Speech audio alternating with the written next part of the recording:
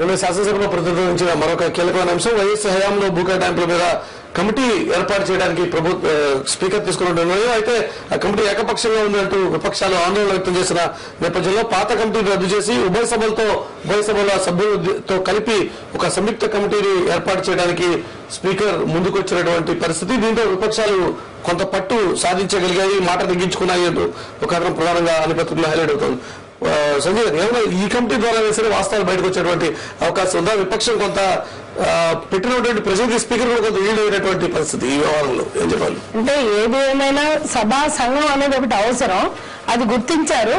గుర్తించిన మరుక్షణాల్లోనే దాని మీద కుమ్ములాటలు మొదలైనవి, అది రద్దయిపోయింది. కానీ ఇప్పటికైనా ఆలస్యం కాకుండా కొత్త కమిటీ పాత కమిటీ అంటే పాత కమిటీ పనిచేసింది కూడా ఏం లేదు, ప్రారంభమైంది ముగిసింది దాని శకం. కాబట్టి ఇప్పటికైనా కొత్త కమిటీని వెంటనే అందరి ప్రాతినిధ్యం, అందులో నిజాయితీ పరులుగా గుర్తింపు ఉన్న వాళ్ళు, అంటే ఇవాళ శాసనసభలో కూడా అందరూ నిజాయితీ పరులుగా గుర్తింపు లేరు. ఇవాళ మనం ఏదైనా ఒక కమిటీ ఒక ఎంక్వైరీ కమిటీ వేసినా లేకపోతే ఏదైనా నిష్పక్షపాతంగా ఉంటారు అని పేరుగాంచిన వాళ్ళనే వేయాలని అడుగుతాం.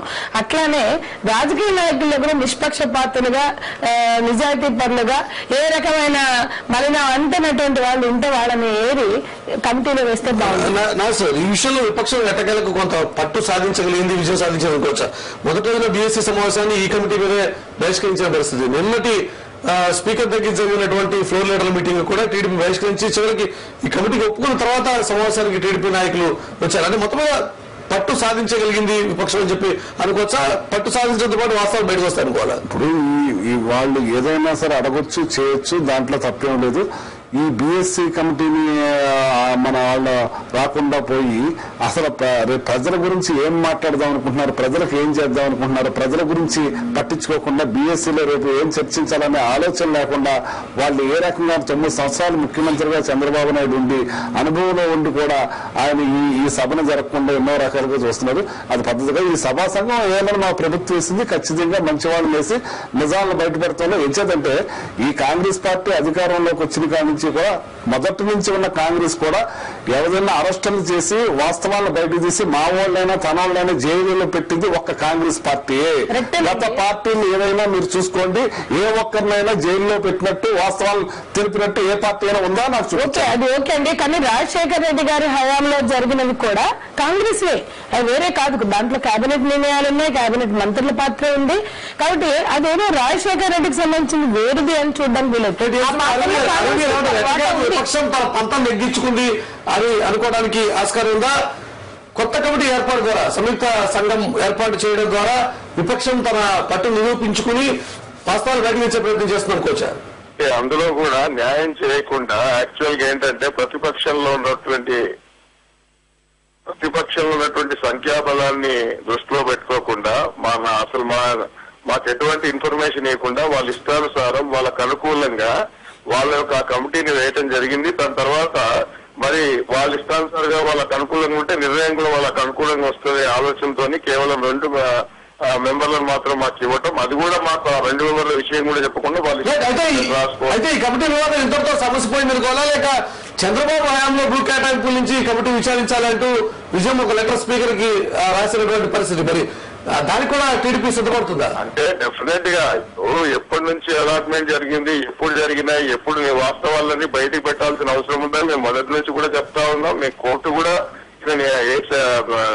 సిబిఐ కోర్టు కూడా 2000 నుంచి ఎంక్వైరీ చేస్తా ఉంది. అందులో ఏం డౌట్ ఏం లేదు. మేము కోరుతున్నది అక్కడ జరిగినటువంటి అక్రమాలన్నీ కూడా. ఇంకోటి, రాజశేఖర రెడ్డి గారి అధికారంలోకి వచ్చిన తర్వాత ఒక కమిటీ వేసి మాకు అన్ని మేము ఏదైతే భూ కేటాయింపులు చేశామో అన్ని కరెక్ట్ గా ఉన్నాయన్నట్టు వాళ్ళ ప్రభుత్వం వచ్చిన తర్వాత తేలినటువంటి విషయం. మరి చాలా విషయాల్లో కూడా కోర్టుకు వెళ్ళడం కానీ, దాని తర్వాత అన్ని ఎంక్వైరీలు చేసి కొత్త ప్రభుత్వం వచ్చిన తర్వాత మా నాయకుడి మీద కానీ మా అప్పుడు ఉన్నటువంటి ప్రభుత్వం తీసుకున్నటువంటి అలాట్మెంట్లు అన్ని కూడా సబ్ కమిటీ చేయడం జరిగింది. రోషయ్య గారు, గీతారెడ్డి గారు, బొత్స సత్యనారాయణ గారు వేసి చంద్రబాబు విచారణ కాబట్టి ఇప్పుడు ఈ భూ కేటాయింపుల కమిటీలో మీ పేరు అవసరం లేదని చెప్పాల్సుకున్నారా? భూ కేటాయింపులు కాదు, దాని తర్వాత జరిగినటువంటి అక్రమాలు. ఈ కమిటీ అనేది, ఈ విచారణ పరిధి అనేది కేవలం రాజశేఖర పీరియడ్ కి వర్తిస్తున్నా, లేక చంద్రబాబు పీరియడ్ కూడా వెనక్కి వెళ్ళి విచారణ చేస్తున్నారు? ఈ కాంగ్రెస్ పార్టీ సిద్ధశుద్ధితో ఏదైనా కరెక్ట్ గా చేస్తా వస్తుంది. కానీ ఏది చేసినా వాళ్ళ మీదకి వచ్చినప్పుడు వాళ్ళు స్టే తెచ్చుకుంటాం అలవాటు. మొన్న అత్యున్నత న్యాయస్థానం సిబిఐ ఎంక్వైరీ ఏమంటే దాని మీద మేము సిద్ధంగా ఉన్నామని ఒక ఆయన, నెక్స్ట్ డే ఇంకొక పత్రిక ప్రకటనలో దీని గురించి ఆలోచిస్తున్నామని, నెక్స్ట్ డే చంద్రబాబు నాయుడు గారే మేము కోర్టుకు వెళ్తున్నామని చెప్పి స్టే తెచ్చుకున్నాడు. ఆయన ఏదైనా సరే స్టే తెచ్చుకుంటే కానీ నిజాయితీగా చేసింది ఒక కాంగ్రెస్ పార్టీయే. కాంగ్రెస్ పార్టీ ఇది మొదటి నుంచి జరిగితేనే వాస్తవాలు బయటకు వస్తే వాళ్ళకు కూడా గతంలోనే వీటికి సంబంధించి విచారణ పూర్తయిపోయింది. ఇప్పుడు కొత్తగా విచారించి సాధించేది ఏమి లేదు అనేది కాంగ్రెస్ పార్టీకి తప్పదండి. కరప్షన్ ఇన్స్టిట్యూషనలైజ్ చేసి, కరప్షన్ చాలా సహజమే, కరప్షన్ లేకుండా ప్రభుత్వాలు ఎట్లా నడుస్తాయని ఇన్స్టిట్యూషనలైజ్ చేసినటువంటి చరిత్ర మీకు ఉన్నప్పుడు మిమ్మల్ని మీరు రక్షించుకోవాలంటే ఇది తప్పదు. లంచాన్ని చట్టబద్ధం లేకపోతే దాన్ని ఒక వ్యవస్థీకృతం చేసినటువంటి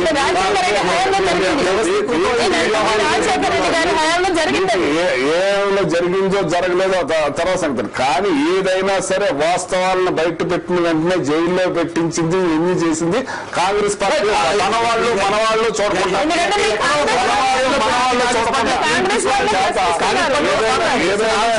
ఈరోజు రాష్ట్రానికి సంబంధించి చంద్రబాబు హయాం నుంచి విచారణ జరిపించాలంటే కొత్త మాత్రం తెర తీసుకొచ్చే ప్రయత్నం చేస్తున్నారు. చంద్రబాబు హయాం నుంచి విచారణ మొదలు పెట్టిస్తారా, లేక ఇది కేవలం రాజశేఖర పరిమితం చేస్తారంటే అందరం మొదటి నుంచి చేస్తే తప్పే ఉంది. ఆయన కూడా క్లీన్ చిట్ అవుతుంది కదండి. ఆల్రెడీ ఇప్పుడు ఒకసారి పుచ్చుకున్నాం క్లీన్ చిట్, పదే క్లీన్ చిట్ బాబు తెచ్చుకుంటారు ఆయన కోర్టుకు పోయి. 8 సంవత్సరాలు వాళ్ళు అధికారంకి వచ్చి 8 సంవత్సరాలు అయ్యింది. రెండోసారి అధికారంలోకి వచ్చారు. ఇక్కడ అక్కడ రాష్ట్రంలో కేంద్రంలో వాళ్ళే అధికారులు ఉన్నారు. మరి వాళ్ళ అధికారం నుండి వాళ్ళు ప్రభుత్వంలోకి వచ్చిన తర్వాత వాళ్ళు అన్ని ఎంక్వైరీలు వేసి ఎన్ని విధాల ఎంక్వైరీలు వేయాలో ఎన్ని విధాలు ఏసీబీ వరకు కూడా పోయినటువంటి సందర్భము ఏమంటే మీకు చేత కాదా, లేకపోతే అందులో తప్పులుంటే మరి మీరు ఎన్ని రోజులు ఎందుకున్నారు? చేస్తున్నాం, మీరు చేసిన దాన్ని కోర్టుకు స్టే తెచ్చుకున్నారు. మీరు మీ నిజాయితీని మీరు నిర్భయంగా మీరు నిరూపించుకోండి. మీరు కోర్టుకు స్టే ఎందుకు తెచ్చుకోవాలి? మేము చాలా కరెక్ట్ గా ఉన్నాం, చాలా ఇదిగా ఉన్నాం అంటున్నారు. మీరు కోర్టుకు పోయి మీరు స్టే తెచ్చుకుని జరిగేదాన్ని ఎందుకు ఆపించుకోవాలి? మీరు మీ వాస్తవాన్ని బయటపెట్టుకోవాలి. మీకే మంచి జరుగుతుంది కదా. మేము నిజాయితీ పనులు ఎక్కచ్చిగా ఉన్నామని అనిపించుకోవాలి కదా. కోర్టుకి ఒకసారి మేము నిర్భయంగా మేము దీన్ని చేపించుకుంటామని చెప్పి ఒక రోజునని మీ నాయకుడు, నెక్స్ట్ డే మా వాళ్ళు దీని గురించి ఆలోచిస్తున్నామని, ఆ నెక్స్ట్ డే మీరు కోర్టుకు పోయి స్టే తెచ్చుకుంటే మీరు ఎలాగవుతారు నిజాయితీగా? అది కాదు, మీరు కొద్దిసేపు ఊరుకుంటే నేను చెప్పగలుగుతా. చెప్పండి, మిమ్మల్ని చెప్పిన మాట్లాడా. ఒకటి చాలా మంది కోర్టుకు వెళ్ళారు. ఈ మధ్యలో మరి కోర్టులో అక్షంతలు వేసి కోర్టు డైరెక్షన్స్ ఇచ్చి కోర్టు జైల్లో పెడతా ఉంది. మీరు మీ ప్రభుత్వంలోకి వచ్చిన తర్వాత అన్ని ఎంక్వైరీలు చేయించారు. ఎక్కడైనా కనీసం ఐఏఎస్ ఆఫీసర్ల నుంచి కొంచెం ఏదైనా ఉందేమో ఇన్ఫర్మేషన్ ఇవ్వండి అంటే ఐఏఎస్ ఆఫీసర్లు అందరూ కూడా రాజశేఖర రెడ్డి గారు వచ్చేస్తారు. అక్కడ ఏం తప్పులు జరగలేదండి. మనం ఎంక్వైరీలు ఎన్ని చేసినా కానీ వాళ్ళు తప్పులు మాట్లాడగలుగుతున్నాం. ఆ రోజు ఉన్నటువంటి ప్రతిపక్ష నాయకులు ఉన్నటువంటి రాజశేఖర రెడ్డి మళ్ళా అధికారంలోకి వచ్చి ముఖ్యమంత్రి అయ్యాడు. ముఖ్యమంత్రి అయిన తర్వాత ఎన్నో ఎంక్వైరీలు వేస్తాడు. అన్నిటి నుంచి బయటకు వచ్చి రెండోసారి మీరు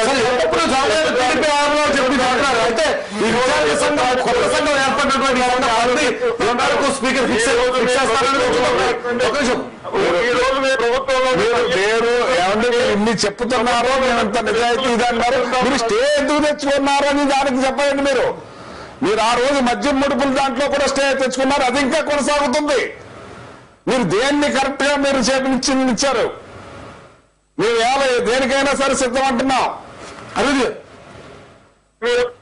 రాజకీయ నాయకులను పక్కన జరిపించి పాపం ఐఏఎస్ ఆఫీసర్లను జైల్లో పెట్టినటువంటి మీ ప్రభుత్వం అందరు విషయాలు బయటకు వస్తాయి. అందరు విషయాలు బయటకు వస్తాయి. ఏ ఒక్కరిని వదలరు. సంబంధించి స్పీకర్ ఏ రకమైన నిర్ణయాన్ని వెల్లడించబోతున్నారు? బుకే టాకుల వ్యవహారానికి సంబంధించిన సంఘం పరిధిని ఏ మేరకు ఫిక్స్ చేస్తారని చూద్దాం. దానికి సంబంధించి ఇంకా కొత్త వివాదాలు తెరలోకి వస్తాయా రావా అనేటువంటి వ్యవహారం చూడాల్సి వస్తే టెలిఫోన్ లైన్లకు వచ్చి అభిప్రాయం చెప్పేందుకు అరవింద్ గారు ధన్యవాదాలకి, స్టూడియోకి వచ్చి అభిప్రాయం వచ్చేందుకు నాగేశ్వర గారు, సంజయ్ గారు ప్రత్యేకంగా కొడుతున్నట్లు ఇది వాటి న్యూస్ గా పట్టి న్యూస్ మళ్ళీ కలుసుకుందాం. చూస్తున్నాం అండి.